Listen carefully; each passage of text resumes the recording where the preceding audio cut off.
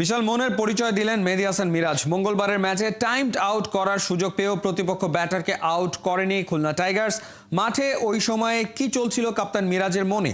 বিপিএলে খুলনা দলটাই বা কতটা ভারসাম্যপূর্ণ? মিরাজের ভাবনা জেনেছেন সৈফুল রূপক। বললাম যে না, খারাপ লাগতেছিল নিজের কাছে। আম্পায়ারকে বললাম ঠিক আছে আমরা আউটটা নিব না। দিল্লিতে যদি আপনি ডিসিশন মেকার হতেন, ম্যাথিউসকে ফিরিয়ে দিতেন? খুব তাড়াতাড়ি রেডি হয়ে উইকেটে গিয়েছিলাম, মানে একটুর জন্য আমিও হয়তো টাইম আউট বেঁচে গিয়েছিলাম। দিল্লির পর ঢাকা, ভারতে সাকিব আলোচিত সমালোচিত, বাংলায় মেহেদী মিরাজ প্রশংসিত। মঙ্গলবার বিপিএলে চট্টলার ব্যাটারকে টাইমড আউট করার সুযোগ পেয়েও বড় মনের পরিচয় দিয়েছেন টাইগার অলরাউন্ডার। মানে মাঠের ভিতর আপনার মাথায় কি চলছিল প্রথম থেকে শেষ পর্যন্ত? দেখেন যে প্রথমে আউটটা নেওয়ার ইচ্ছা ছিল না, আমি মানে বলতেছিলাম যে না আউটটা নিব না, বাট সবাই যখন কাছে আসে সবাই বলতেছে যে ভাই নিতে হবে এরকম নিতে হবে, তখন আমি বললাম যে না থাক।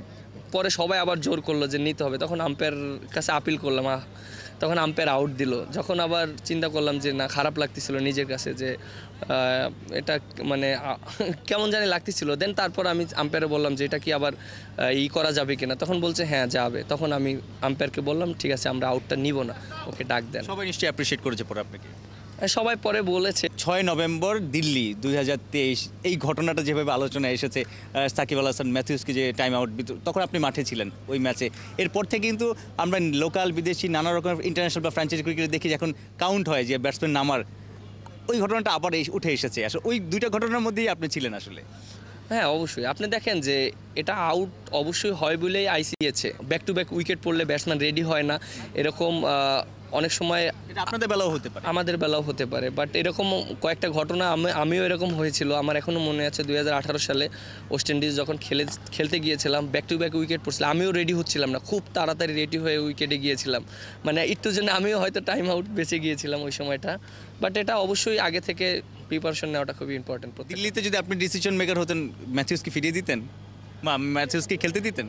দেখেন ওইটা সিচুয়েশনটা ছিল অন্যরকম, কারণ আপনি দেখেন যে সিচুয়েশনের উপর অনেক কিছু ডিমান্ড করে। যেমন লাস্ট ম্যাচে যে সিচুয়েশন ছিল, ওদের কিন্তু প্রায় 6 উইকেট পড়ে গিয়েছিল, ম্যাচটা আমাদের কন্ট্রোলই ছিল এরকম। আর ওই রকম সিচুয়েশন হলে সবাই তো আগে টিমের চিন্তাই করবে, ঠিক না? মিরাজের নেতৃত্বে প্রথম ম্যাচে খুলনার বড় জয়। মিডল অর্ডার ব্যাটার অঙ্কনের 22 বলে আনবিটেন 59 সবাইকে মুগ্ধ করেছে। আমাদের টিমে হয়তো অনেক সুপারস্টার নেই, বাট আমাদের টিমের ভালো কম্বিনেশন আছে।